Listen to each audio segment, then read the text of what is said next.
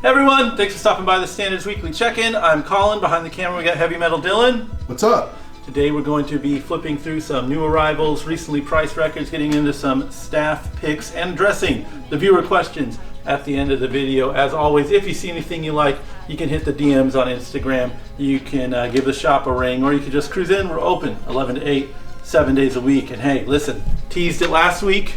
Here it is in the flesh, baby. The Steely Sundays tee. They are live. Pretty happy about this one. I drew it.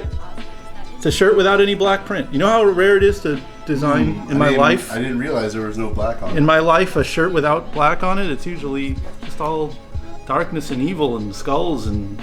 No, not this time around. It's a summer tee, baby. We got the vibes. Explain the shirt. No. Okay. If you want, I'll explain how to buy it. Okay. If we were watching this on something, if it's on YouTube, we have a link on the YouTube description. We can mail order the shirt there. If you're on Instagram, there's a link in the bio, or you can just come in. We're open 11 to 8, 7 days a week, as stated. But no, we got sizes for now. They're moving pretty fast. Yeah. Sunday was hot. Really? Yeah. I mean, it's summertime. Sunday. Yeah, Steely Sundays. They were like, oh, I gotta get my new Sunday shirt. We have a time-honored tradition at this store, playing Steely Dan records on Sunday whenever we have them in. And, I just wanted to capture the mood of just, you stayed up late on Saturday, come in on Sunday. It's kind of a lazy day for a lot of people, unless you got work or something. Maybe even if you have work, you probably were doing something fun on a Saturday. On a Sunday, you go in, it's you want a mellow time, you want a relaxing time. That's where Steely Dan comes in. And so I'm trying to capture the mood of those hazy Sundays, afternoons. You're throwing on Gaucho, you're listening to stories about downtrodden gentlemen losers. You're enjoying the jazz pop fusion, and you're having a good time. And that's what this is, a celebration of, Steely Sundays. Here's Inside Baseball. You ready for this? Okay. To get this logo to match Can't Buy a Thrill, first Steely Dan album. Yeah. The lettering is all scraggly. I went outside on the asphalt and drew it on the paper to get the bumpy, scraggly look.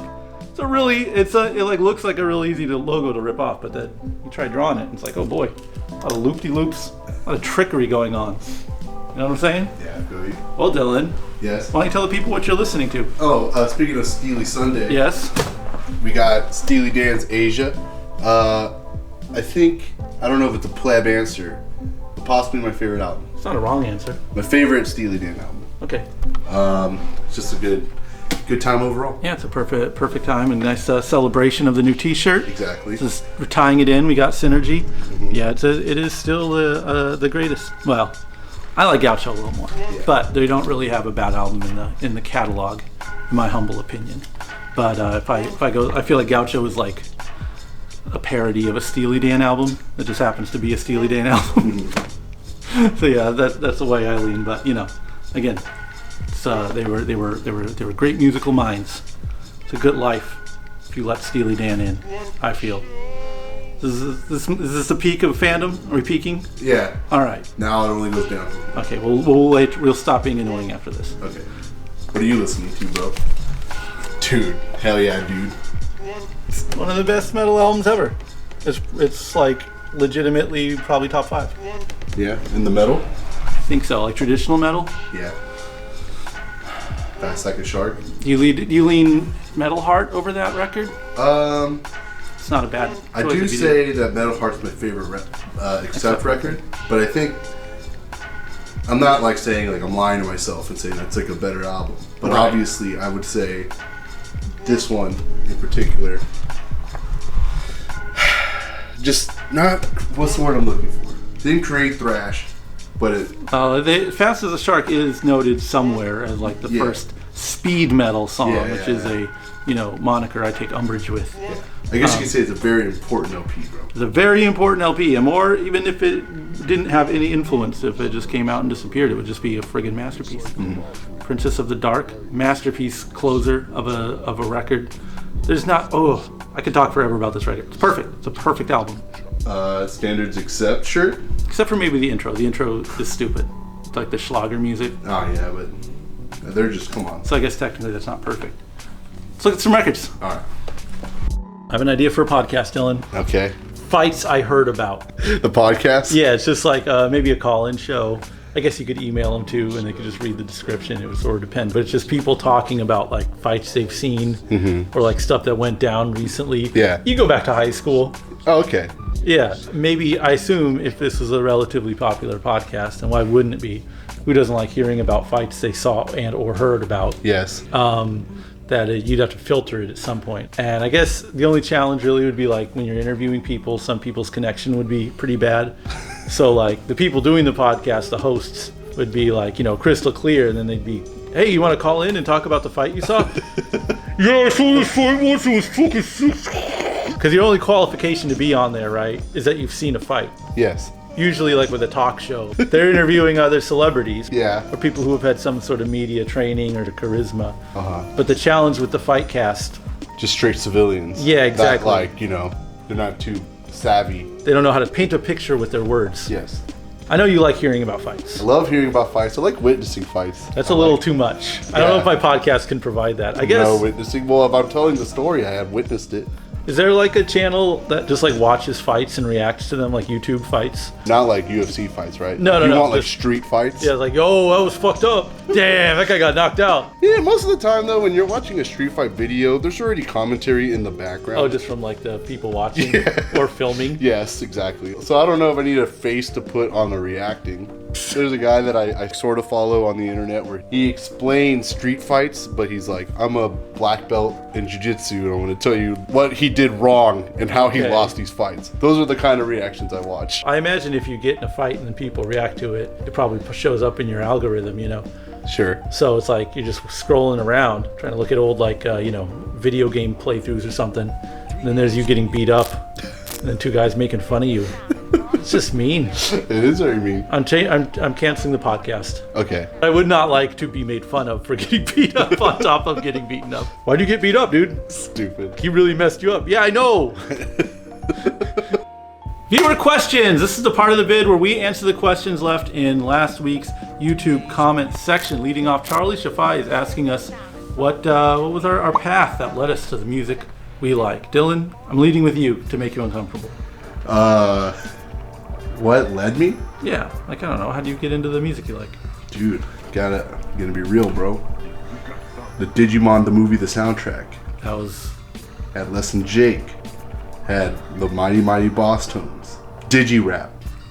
Had everything I ever liked right there. Yeah. Yeah. And then you never went further. Yeah, no. That was Those it. three, Weird Al's Dare to Be Stupid / White Nerdy. It's a good in for It's a little later though. What? It's a good in for a kid. Yeah. What is that? Like, I'm too young for pop music, but this guy who's making fun of pop music. Yeah, it's like, oh, I don't like the Backstreet Boys. Oh, this guy's making fun of them. Yeah. Hell yeah. Yeah, Madonna? I don't know. Oh, like a surgeon. Oh my God. Oh, I'm losing hell my yeah. friggin' mind over here. Are you kidding me? Chameleon Air was cool, but like Riding Dirty's fine. But to make fun of them? You're gonna go after Chameleon Hair with White Nerdy, yo? No, but that I really don't have a straight answer. It's kind of weird. Yeah. Yeah, because like all I can remember is like liking the Beatles a lot, and that's it. Yeah, I was just I was genuinely like raised in the era of rock, Yes. and I do not know how to communicate that experience to anyone who wasn't.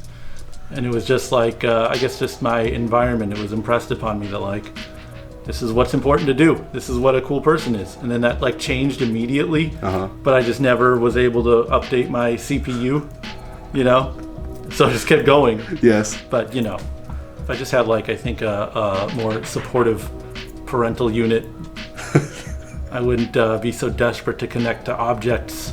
Yeah. Could be a more well-rounded person. Yeah, I don't know. This is kind of a dark question. Of course. I mean, it's a good question, but only brings up dark answers. Yeah, that's why I cannot give you a serious answer. Why are you a broken mess of a human being? The World is a Tomb asks, all-time favorite shirt ever owned. Mine hurts me. So I had a Gigantor shirt as a kid. Oh. I can't even find a picture of it.